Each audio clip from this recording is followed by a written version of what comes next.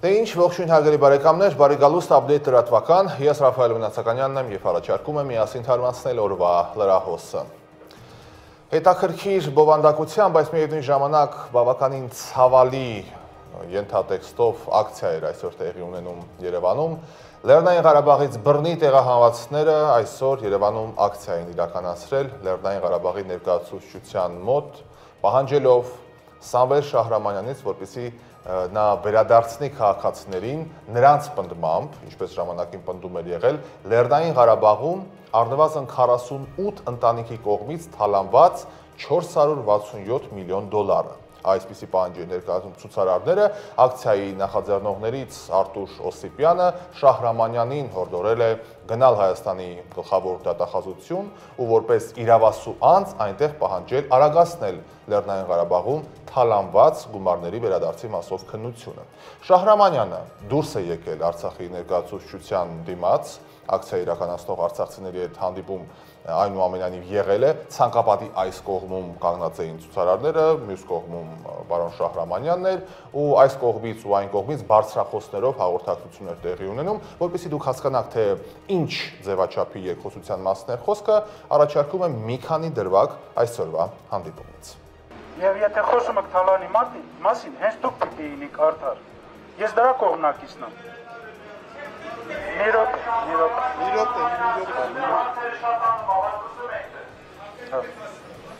Այսքանը, եթե կա անհրաժեշտություն առանձին էլ կարեմ ձեզ բացատրեմ։ Հաջորդ հարցը լսում։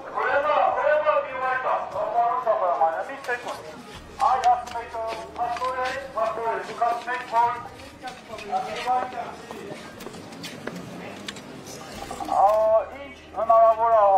արել է, արդյունք չկա խոշոր հաշվով ու ինչ-որ սպասել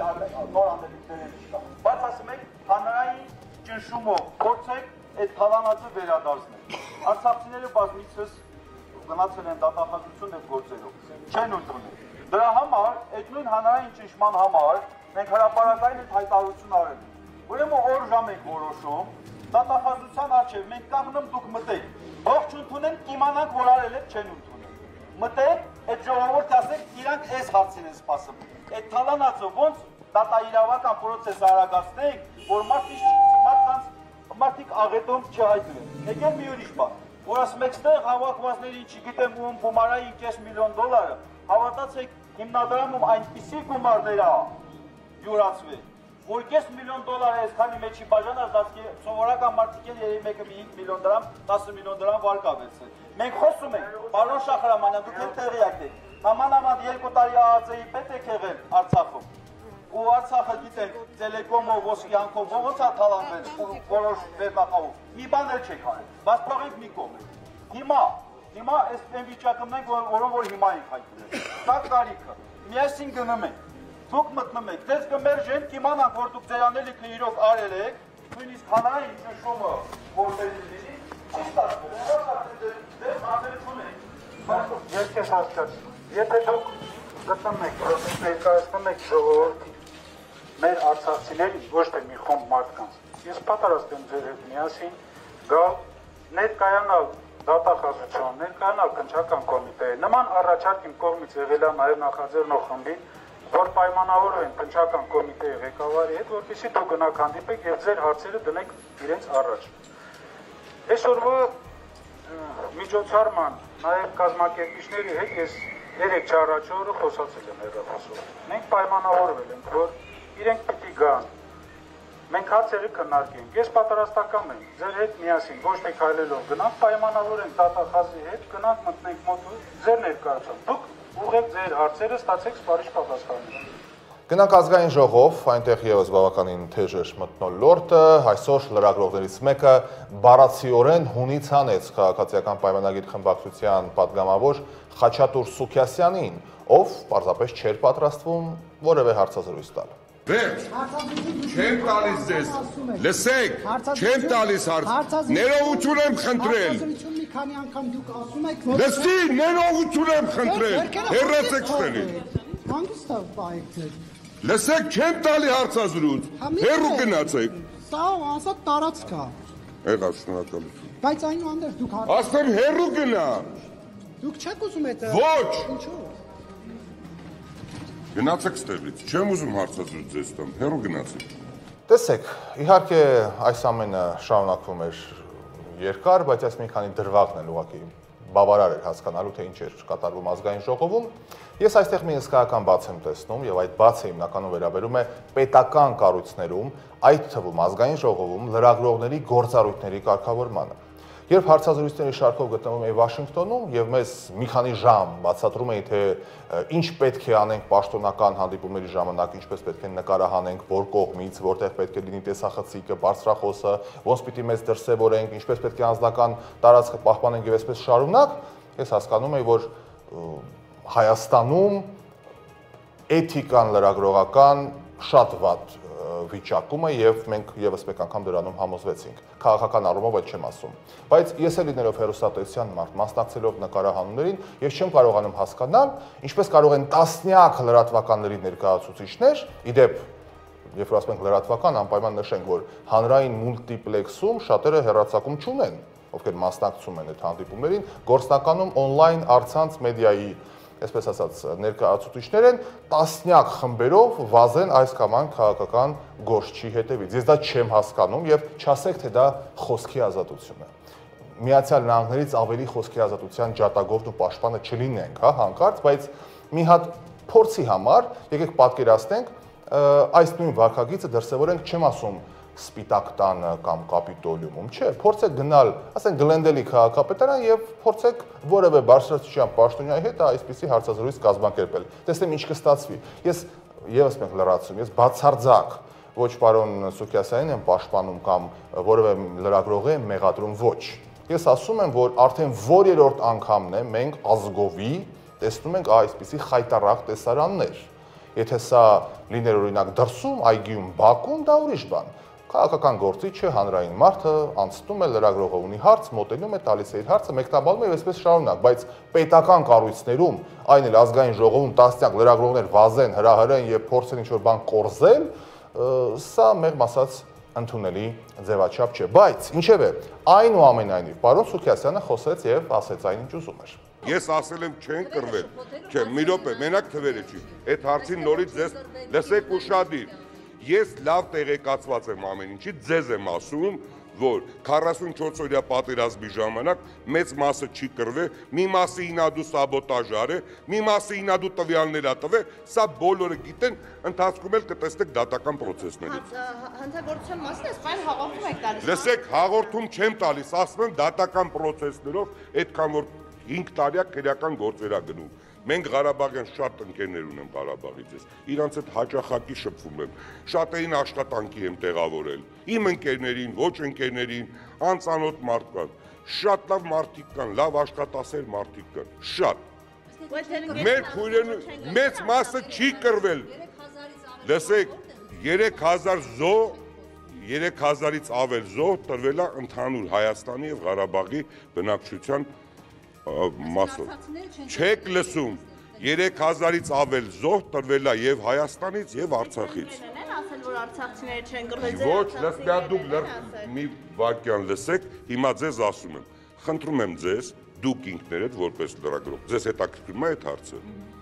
Իհարկե, մեր արցախցի եղբայրները կռվել են, բայց մենք պետք է մի բան ճշտենք։ Արդյոք Արցախում բնակվող 150 000-ը, որ պետք է պաշտպանել իր սահմանները, մեր Արցախցի նրանք ինչքան են զոհվել, Հայաստանի Հանրապետությունից ինչքան։ Ես ուզում եմ ասել, այդ երբ որ նայում ենք այդ կշիռը, այդքան էլ այդպես չի։ Դրա համար շատերը չեն կռվել։ Սրա մասին է։ Շատ հեռու չգնալով ազգային ժողովից, այնտեղ էր նաև հեռուստատեսության եւ ռադիոյի հանձնաժողովի նախագահը։ Արդեն 7-րդ անգամ ելույթ եմ ունենում տարեկան հաղորդումը ներկայացնելու եւ 7-րդ անգամ պետք է կրկնեմ, որ Հայաստանում տեսալսողական մեդիան ազատ է եւ անկախ։ Ես նկատի ունեմ տեսալսողական ծառայություն մատուցողներին, որոնք մեր հանձնաժողովի կարգավորման ներքո են։ Այս մասին ազգային ժողովում հայտարարում է հեռուստատեսության ռադիոյի հանձնաժողովի նախագահ Տիգրան Հակոբյանը, ներկայացնելով հեռուստատեսության եւ ռադիոյի հանձնաժողովի 2024 թվականի գործունեության եւ տեսալսողական մեդիայի ոլորտում տեղեկատվության ազդեցության վիճակի մասին տարեկան հաղորդումը։ Տիգրան Հակոբյանը նաեւ նշում է, Շատ ենք կարևորում ատելության խոսքի եւ ապատեղեկատվության դեմ պայքարը եւ հույս ունենք հստակ չափանիշների սահմանմամբ եվրոպական դիրեկտիվներից ելնելով այս տարի Հայաստանը ի վերջո կունենա ատելության խոսքի ազգային սահմանում, որովհետեւ մինչ հիմա ստիպված ենք առաջնորդվել միջազգային փաստաթղթերով եւ պայմանագրերով։ Տիգրան Հակոբյանը նաև խոսեց ռուսալեզու որոշ հեռուստաալիքների հակահայ բովանդակության մասին։ Շատ լավ գիտեք, մեր հատկապես նախանցյալ տարի այդ աղմուկը եղավ կապված ռուսաստանյան հեռուստաընկերությունների բովանդակության հետ եւ ես նորից եմ կրկնում այն միտքը, որ մենք չենք ունենա այդ լարվածությունը դրա պատճառով հայ-ռուսական հարաբերություններում, եթե ժամանակին քաղաքական կամք ունենայինք եւ իրենց որևէ հաճախականություն Հայաստանում չտայինք։ Եվ մի քանի օր առաջ հանձնաժողովում, երբ որ քննարկում էինք մեր տարեկան հաղորդումը, ես տեղեկացրեցի, որ նաեւ ֆրանսիական կողմն է ուզում, ցանկանում այստեղ մուլտիպլեքսում 1 կամ 2 սլոտ ունենալ, մենք որպեսզի հասկանալի լինի, մեր խնդիրը ոչ թե ռուսական ծրագրերի արգելափակումն է Հայաստանում, այն ընդհանրապես խիստ սահմանափակումը օտարերկրյա ծրագրերի, եւ այստեղ մի օրինակ բերեմ, երևի բոլորդ գիտեք աղմուկ էր հանել, երբ որ ARD հեռուստաընկերությունը ֆրանսիա-գերմանական հարավային Կովկասի քարտեզը տպել էր առանց Հայաստանի մասնակցության, առանց Հայաստանի քարտեզի, որ օրինակ Ֆրանսիան ցանկանում է, որպեսզի նաև ARD-ն լինի մեր հանրային մուլտիպլեքսում, եւ հիմա պատկերացրեք ինչ տհաճություն կլներ եւ ինչ լարվածություն կստեղծեր մեր միջպետական հարաբերություններում, եթե մեր հանրային մուլտիպլեքսում, որը ստեղծված է հարկատուների փողերի հաշվին, Հայաստանը ներկայիս տարածաշրջանային քարտեզը ներկայացվեր առանց Հայաստանի, որպեսզի լարվածություն չլինի, որպեսզի մենք չդառնանք թաթերաբեմ տարբեր խաղացողների համար, որովհետև եթե մենք տվել ենք ռուսական կողմին, մեր դաշնակիցներ եւ եթե փորձենք տալ ֆրանսիացիներին, որը մեր համար դաշնակից էր եւ ապա մենք ստիպված կլինենք այդ հաճախականությունները տալ բոլոր մեր բարեկամ երկրներին, որոնք քիչ չեն։ Հարևան Իրանը, հարևան Վրաստանը, գլոբալ տերություն ԱՄՆ-ն, ինչու ոչ Հնդկաստանը, Չինաստանը, Հունաստանը եւ մենք կդառնանք իսկապես այդ միջպետական բախումների տեղեկատվական պատերազմների թաթերաբեն, այդ առումով մենք շատ ենք խնդրում, որպեսզի համապատասխան օրենսդրական փոփոխություններ լինեն եւ արգելվեն բոլոր օտար հեռուստածրագրերը, եթե նրանք մանկական մշակութային բնույթ չեն կրում եւ մի պայմանով, որ գոնե թարգմանվում են հայերեն լուսագրերով։ Խոսենք նաև տնտեսության մասին։ Տնտեսական զարգացումը հնարավորություն պետք է տա կամ սահմանափակի մեր հնարավորությունները։ Փաշինյանն է խոսել այս ամենի մասին։ Կառավարություն գործարար համայնք ձևաչափով աշխատաժողովը կազմակերպել է վարչապետ Փաշինյանի նախաձեռնությամբ, նպատակ ունենալով լայն ընդգրկմամբ, բայց եւ արդյունավետ քննարկումների միջոցով բացահայտել տնտեսական գործունեության եւ ներդրումային միջավայրի խնդիրները, ի հայտ բերելով զարգացման նոր հնարավորություններ, բարձրացնել կառավարման արդյունավետությունը, ինչպես նաեւ հստակեցնել բարեփոխումների առաջնահերթությունները համատեղ որոշումներ կայացնելու համար։ Շատ կարևոր է, որ մենք կարողանանք այսօրվա քննարկումը դարձնել արդյունավետ, որովհետև մեր իրականության մեջ երբեմն պատահում է հետևյալը, որ այն դեպքերում, երբ գործարար համայնքը եւ կառավարությունը հանդիպում են, կարող է լինել երկու, գուցե ավել հնարավոր մթնոլորտ քննարկման, մի մթնոլորտ ունենալ, լավ թե հավաքվել ենք, հենց անցկացնենք, գնանք ամեն մեկս մեր գործերին, իհարկե հիմնականում մասնավոր հատվածը, որ երբեմն ցանկանում է, այսպես ասած, ավելորդ նյարդ չստեղծել այդ ասելիքի շուրջ, եւ երկրորդ ռեժիմն էլ այնա, որ նյարդը այնքան շատ է լինում, որ բովանդակության վրա կենտրոնանալը դառնում է կամ շատ դժվար կամ անհնար։ Ես կուզենայի, որ այսօր, այսպես ասած, շատ լիցքաթափված խոսակցություն լիներ, բայց ըստ էության խոսակցություն լիներ, որպեսզի մենք կարողանայինք այդ թվում կառավարության մեր օրենսդիր մարմնի ներկայացուցիչների եւ մյուս գործընկերների համար լիներ մի պլատֆորմ առաջիկա անելիքների օրակարգ ձևավորելու եւ այդ օրակարգի շուրջ աշխատելու համար այն տրամաբանությամբ, որ եւ կառավարության տեսակետից եւ գործարար համայնքի տեսակետից ընկալվեր, որ մենք այդ պետական շահը սպասարկելուն ուղղված ինչ որ ընդհանուր ճանապարհային քարտեզ ունենք եւ այդ ճանապարհային քարտեզի շուրջ ունենք որոշակի համաձայնություն եւ ընդհանուր ըմբռնում։ Ուզում եմ շնորհակալություն հայտնել կրկին քննարկման պատրաստակամության համար եւ հույս հայտնել, որ հենց այս տրամաբանությամբ տեղի կունենա քննարկումը, մենք այս քննարկումից դուրս կգանք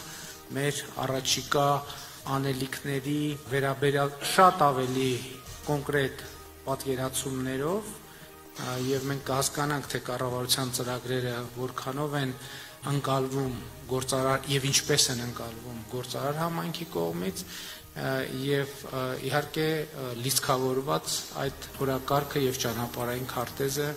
հնարավորինս արդյունավետ իրագործելու տեսակետից։ Շնորհակալ եմ։ Դեպ այսօր նաև տեղի ունեցել իր տեսակով առաջին հանրային խորհրդի նիստը,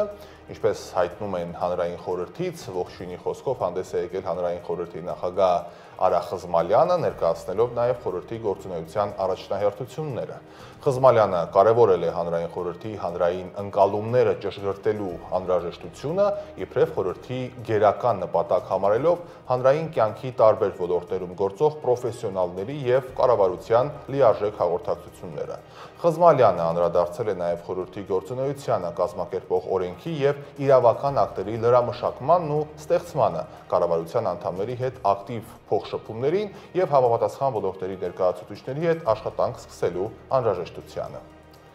Եվ կրկին տնտեսության մասին պետական եկամուտների կոմիտեում հարկ վճարողի օրվա նվիրված հանդիպում է տեղի ունեցել տարբեր ոլորտներում գործունեություն իրականացնող խոշոր հարկ վճարողների հետ։ Ինչպես է անցել հանդիպումը, պետական եկամուտների կոմիտեն է մանրամասնում։ Պետական եկամուտների կոմիտեում ապրիլի 19-ի հարկ վճարողի օրվան ընդառաջ հանդիպում է տեղի ունեցել տարբեր ոլորտներում գործունեություն իրականացնող խոշոր հարկ վճարողների հետ։ Հանդիպման նպատակն է լսել բիզնեսին մտահոգող հարցերը, առաջարկները եւ համատեղ քննարկել գործնականում առաջացող խնդիրները։ ՊԵԿ նախագահի առաջին տեղակալ Վրեժ Մխիթարյանը շնորհավորելով տնտեսվարողներին հարկ վճարողի օրվա արդիվ ընդգծել է, որ պետական եկամուտների կոմիտեն բարձր է գնահատում հարկ վճարողների վստահությունն ու համագործակցությունը եւ շարունակելու է գործել թափանցիկության, արդարության ու վստահության սկզբունքներով, բարելավելով հարկային կարգապահությունը։ Այսօրը առանձնահատուկ հնարավորություն է երախտագիտություն հայտնելու եւ գնահատելու ձեր ազնիվ ու պատասխանատու մասնակցությունը մեր երկրի տնտեսական կայունության եւ զարգացման գործին։ Ձեր վճարած հարկերի շնորհիվ պետությունը կարողանում է իրականացնել կարևորագույն ծրագրեր կրթության, առողջապահության, պաշտպանության եւ այլ ենթակառուցվածքների զարգացման ոլորտներում։ Այս տարի մենք նախաձեռնել ենք եւ շատ խոր ուսումնասիրություններ ենք սկսել օրենսդրական խնդիրների եւ գործնականում առաջացող օրենսդրական դրույթների հետ կապված խնդիրների գույքագրման առումով, որպեսզի փորձենք կարգավորենք այդ բոլոր խնդիրները։ Հանդիպումը շարունակվել է ինտերակտիվ հարց ու պատասխանի ձևաչափով։ Պետական եկամուտների կոմիտեի ներկայացուցիչները տնտեսվարողներին կառուցողական երկխոսության են հրավիրել։ Ծավալվել է ակտիվ քննարկում, մտքեր են փոխանակվել տարբեր ոլորտային հարցերի, օրենսդրական փոփոխությունների, թվային դրոշմավորման գործընթացի լավարկման եւ այլ հարցերի շուրջ։ Խումբ ստեղծել եւ պրակտիկ խումբ գան ոսկրագծերի վրա, այսինքն պրակտիկ տեսնեն ինչա տեղի ունենում եւ հարցին լուծում տան։ Մենք էլ կառավարությունում էլ աշխատանքային խումբ կա, պարբերաբար քննարկումները կատարվում են։ Ձեր բոլոր նշած խնդիրները արձանագրված են։ Իսկ խորքային ուսումնասիրություն պահանջող հարցեր քննարկելու եւ համատեղ լուծում գտնելու նպատակով պայմանավորվածություն է ձեռք բերվել շարունակել աշխատանքային քննարկումները եւ սպառիչ լուծումներ գտնել բարձրաձայնված հարցերի շուրջ։ Տնտեսվարողների հավաստմամբ նման հանդիպումները հնարավորություն են տալիս ՊԵԿ ներկայացուցիչների հետ կառուցողական մթնոլորտում քննարկել գործնականում ի հայտ եկած խնդիրներն ու խոչընդոտները։ Կարևոր է, որ ձևավորվել է կարծես թե ՊԵԿ-ի եւ հարկատուների միջեւ գործընկերային հարաբերություններ եւ լավ կլիներ, որ նմանատիպ լսումները հաճախակի կարողանան կազմակերպել, որ միանգամից հարկատուից լսեին իրենց խնդիրները եւ քննարկման արդյունքում կարծում եմ ցանկացած խելացի քննարկում կբերի ճիշտ լուծման, որն էլ կբերի ի բարություն մեր երկրի, մեր տնտեսության զարգացմանը։ Ուրախ եմ, որ բոլոր հարկատուները արդեն ցկակված են ավելի շատ հարկեր վճարելու, բոլորս հասկանում ենք, որ բյուջեում ներգրաված բոլոր միջոցները դա բոլորը մեզ համար են, ծառայում են մեր նպատակներին։ Միջոցառումը շատ դրական եմ համարում այն իմաստով, որ լսելի դարձանք։ Յուրաքանչյուր հարկ վճարող իր մեծ դերակատարում ունի պետականաշինության գործում, բարեխիղճ հարկերի վճարման արդյունքում է, որ պետությունը կարողանում է իրականացնել տարբեր ոլորտներում մեծ կարևորություն ունեցող ծրագրեր։ Կոմիտեն վստահեցնում է, բիզնեսի առաջարկությունները հաշվի կառնվեն հարկային կարգապահության, վարչարարության արդյունավետության բարձրացման եւ հետագա աշխատանքների կազմակերպման ընթացքում։ Հարկ վճարողի օրվա նվիրված միջոցառումների շրջանակում Հայաստանում հարկ վճարելու մշակութային զարգացմանը նպաստելու ու բարեխիղճ հարկ վճարողների խրախուսելու նպատակով հարկերի կամավոր հայտարարագրման գործընթացում մի շարք չափորոշիչներում առաջինը արդյունք արձանագրած քաղաքացիները շնորհակալագրեր եւ խորհրդանշական հուշանվերներ են ստացել։ Պետական եկամուտների կոմիտեի նախագահ Էդուարդ Հակոբյանը պարգևատրել է 2025 թվականին ֆիզիկական անձանց եկամուտների հայտարարագիրն առաջինը լրացրած քաղաքացի Արուսյակ Հարությունյանին։ Իսկ կոմիտեի ղեկավար անձնակազմը առաջինը սոցիալական ծախսի փոխհատուցում ստացած քաղաքացի Մարիամ Գյուրջյանին եւ առաջինը լրացուցիչ հարկ հայտարարագրած քաղաքացի Վահան Թեքքոզյանին։ Հայտարարագիր լրացրած ամենատարեցկին եւ տղամարդ անվանակարգերում ընտրվածներին շնորհակալագրեր եւ հուշանվերներ կհանձնվեն առաջիկայում իրենց բնակության վայրերում։ Իդեպ խորհրդանշական հուշանվերները հայրենիքի պաշտպանի վերականգնողական կենտրոնում բուժում ստացող վիրավոր զինվորների ձեռքի աշխատանքներն են։ Պաշտոնական հաղորդագրություն Մայրաթոր Սուրբ Էջմիածնից 2025 թվականի ապրիլի 8-ին Վարշավա քաղաքում Լեհաստանում Ադրբեջանի դեսպանության կողմից կազմակերպված այսպես կոչված Արևմտյան Ադրբեջան մեր մշակութային հիշողությունների մեջ խորագրով ցուցահանդեսը հերթական դրսևորումն է Ադրբեջանի կողմից իրականացվող կեղծ քարոզչության, որը արտահայտում է Հայաստանի Հանրապետության նկատմամբ վերջինիս տարածքային նպատակների եւ հայ ժողովրդի բազմադարյա հոգեվոր եւ մշակութային ժառանգության յուրացման ձգտումները։ Խստագույնս դատապարտվում է Ադրբեջանի կողմից պատմությունը վերաշարադրելու գործողությունները, Հայաստանի եւ Արցախի տարածքում գտնվող հայկական բնակավայրերը, սրբավայրերն ու պատմամշակութային արժեքները ադրբեջանական կամ ալբանական ներկայացնելու փորձերը։ Նման մերժելի նախաձեռնությունները ոչ միայն չեն նպաստում տարածաշրջանում խաղաղության հաստատմանը, այլև չեզոքացնում են ժողովուրդների համերաշխության եւ խաղաղ գոյակցման միջավայրի ձևավորման բոլոր քայլերը։ Մշակույթը պետք է լինի կամուրջ ժողովուրդների միջև, ոչ թե քաղաքական շահախնդրության գործիք, կոչ ենք անում միջազգային հանրությանն ու կազմակերպություններին, դիվանագիտական շրջանակներին եւ մշակութային կառույցներին հստակ գնահատական տալ պատմության ու մշակույթի նկատմամբ կատարվող այսպիսի կեղծարարություններին եւ խստորեն դատապարտել Ադրբեջանի կողմից հայ ժողովրդի հանդեպ իրականացվող նմանօրինակ ոտնձգությունները։ Իսկ համայնքային ոստիկանները անչափահասների հետ աշխատանքների ուղղությամբ զարգացնում են իրենց հմտությունները։ Ավելի մանրամասը ներկայացնում է ոստիկանության տեսանյութը։ Անչափահասների հետ աշխատանքը համայնքային ոստիկաններից պահանջում է բազմաթիվ հմտություններ, ինչպես հոգեբանական, այնպես էլ իրավական տեսանկյունից։ Հենց այս կարողությունների զարգացմանն էր միտված ապրիլի 10-ին մեկնարկած համայնքային ոստիկանության ծառայողների գործունեության իրավական հիմքերը խորագրով երրորդյա վերապատրաստումը։ Վերապատրաստում իր բնույթով աննախադեպ է, ինչ առումով, որ վերապատրաստմանը մասնակցում է ոստիկանության համայնքային ոստիկանության գլխավոր վարչության տարածքային ստորաբաժանումների ղեկավար կազմը։ Ղեկավար կազմը առաջի անգամ է վերապատրաստում անչափահասների հետ տարվող աշխատանքների մասով։ Վերապատրաստումը լավ հնարավորություն է ընձեռում համայնքային ոստիկանին ծանոթանալու ՅՈՒՆԻՍԵՖ-ի փորձագիտական թիմի կողմից մշակված ոստիկանության արձագանքը երեխայի նկատմամբ բռնության եւ անչափահասի կողմից իրավախախտման դեպքում ձեռնարկին որպես աշխատանքային ուղեցույց գործնականում կիրառելու համար։ Համայնքային ոստիկանության ղեկավար կազմի համար այս վերապատրաստումը 3 հիմնական ուղղություններ է ընդգրկում։ Դա իրավական դրույթներն են, որոնք վերաբերում են երեխաների հետ աշխատանքի առանձնահատկություններին, դա երեխաների հետ աշխատանքի հոգեբանական առանձնահատկություններն են առանձին մասով եւ թմրանյութերը կախվածությունը եւ այդ ոլորտում երեխաների հետ աշխատանքի յուրահատկությունը։ Վերապատրաստման ծրագիրը առաջիկայում ընդլայնվելու է եւ որպես մոդուլ կկիրառվի ներքին գործերի նախարարության կրթահամալիրում ոստիկանների վերապատրաստման համար։ Այս քննարկումները, հանդիպումները շատ մեծ նշանակություն ունեն հետագա մեր գործունեության ընթացքում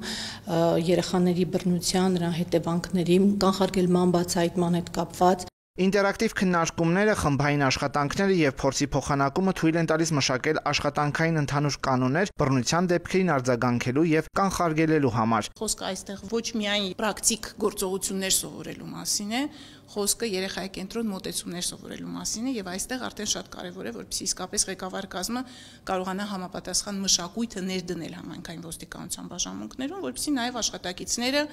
կարողանան պատկերացնել, որ իրենց առօրյա գործողություններում այդ մոտեցումները իսկապես ողջունելի են, իսկապես կարևոր է։ Վերապատրաստումը կազմակերպվել է Ներքին գործերի նախարարության եւ ՅՈՒՆԻՍԵՖ-ի հետ համատեղ Միացյալ Թագավորության ֆինանսավորմամբ։ Այս պահին տեսնենք ինչ է կատարվում ամբողջ աշխարհում, հերթը միջազգային լրահոսինն է, որը կներկայացնենք տեսաշարով։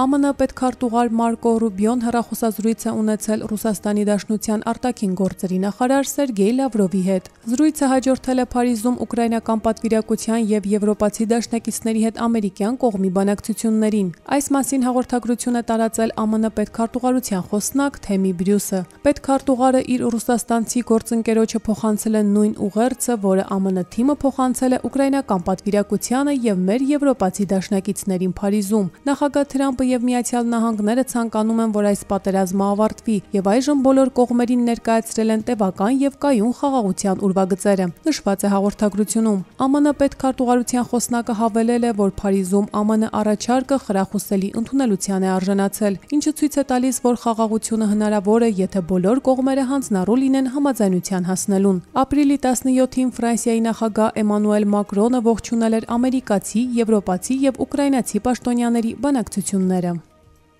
ԱՄՆ նախագահի հատուկ բանագնաց Սթիվ Ուիթքոֆը հայտնել է, որ Ռուսաստանի Դաշնության նախագահ Վլադիմիր Պուտինի հետ քննարկել է տարածքային հարցը Ռուսաստանի եւ Ուկրաինայի միջև խաղաղության պայմանագրի համատեքստում։ Ինչպես հայտարարել է հատուկ բանագնացը, բանակցություններից հետո Ռուսաստանը կկարողանա պահպանել որոշ շրջաններ, բայց ոչ բոլորը։ Եվ Ռուսաստանը եւ Ուկրաինան հետաքրքրված են այս շրջաններով, բայց եթե դրանցից մի քանիսը հիմնականում ռուսախոսներով են բնակեցված, ապա միգուցե Ուկրաինան կարող է ավելի քիչ մտահոգված լինել դրանցով, ենթադրել է Ուիթքոֆը։ Ինչպես ավելի վաղ ասել էր Թրամփի բանագնացը, Պուտինը հավատարիմ է Ուկրաինայում կայուն խաղաղության հասնելուն։ Նա նաև հայտնել է, որ ռուսական կողմի համար ուկրաինական ճգնաժամի լուծման համար առանցքային է տարածաշրջանների հարցը։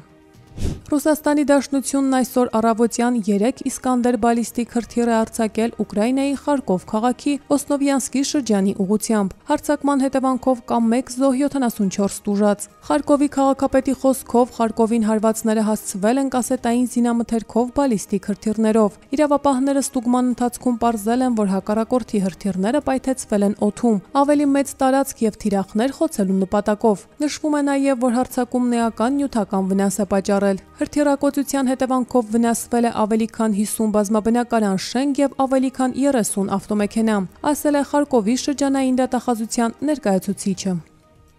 Սաուդյան Արաբիայի պաշտպանության նախարար Խալեդ Բեն Սալման Ալ-Սաուդը գլխավորել է Թեհրան մեկնած բարձրաստիճան պատվիրակությունը։ Ժամանելուն պես նրան դիմավորել է զինված ուժերի գլխավոր շտաբի պետը։ Այս ուղևորության ընթացքում Սաուդյան Արաբիայի պաշտպանության նախարարը կհանդիպի Իրանի բարձրաստիճան քաղաքական գործիչների ու պաշտոնյաների հետ։ Պաշտպանության նախարարը Սաուդյան Արաբիայի թագավոր Սալման Բեն Աբդուլ Ազիզի ուղերձն է փոխանցել Իրանի գերագույն առաջնորդ Այաթոլլահ Ալի Խամենեին։ Հաղորդում են իրանական պետական լրատվամիջոցները, չմանրամասնելով ուղերձի բովանդակությունը։ Մենք համոզված ենք, որ Իրանի Իսլամական Հանրապետության եւ Սաուդյան Արաբիայի հարաբերությունները շահավետ են երկու երկրների համար։ Հանդիպման ժամանակ Խամենեիի խոսքերը մեջբերում են իրանական պետական լրատվամիջոցները։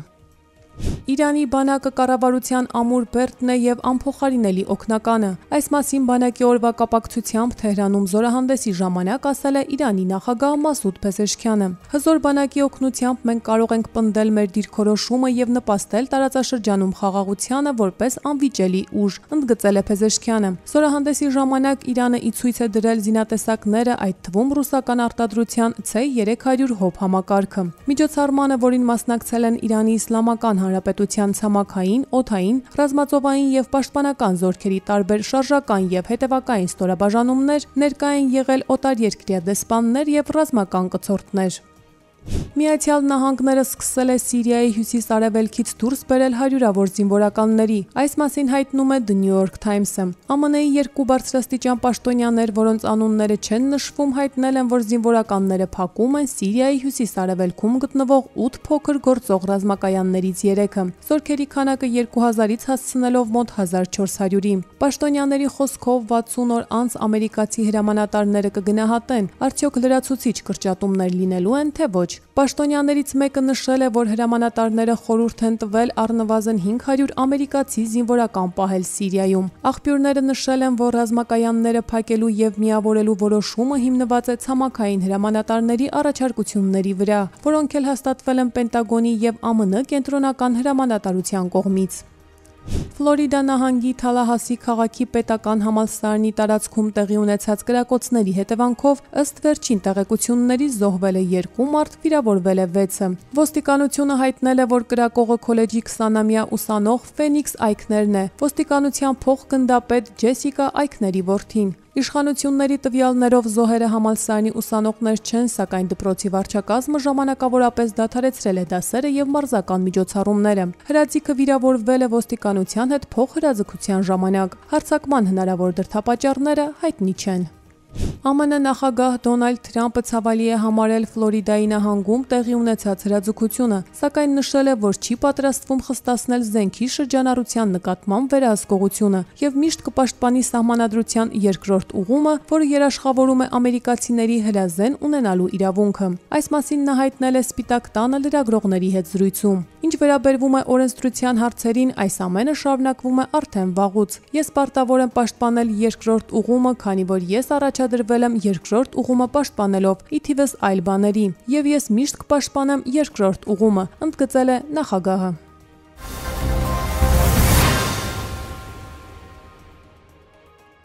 Եվ վերջում եղանակի մասին Երևանում ապրիլի 19-ին սպասվում է առանց տեղումների եղանակ։ Ապրիլի 20-ից 23 օրվա ընթացքում սպասվում է կարճատև անձրև եւ ամպրոպ։ Օդի ջերմաստիճանը ապրիլի 19-ից 22 աստիճանաբար կբարձրանա 4-ից 6 աստիճանով։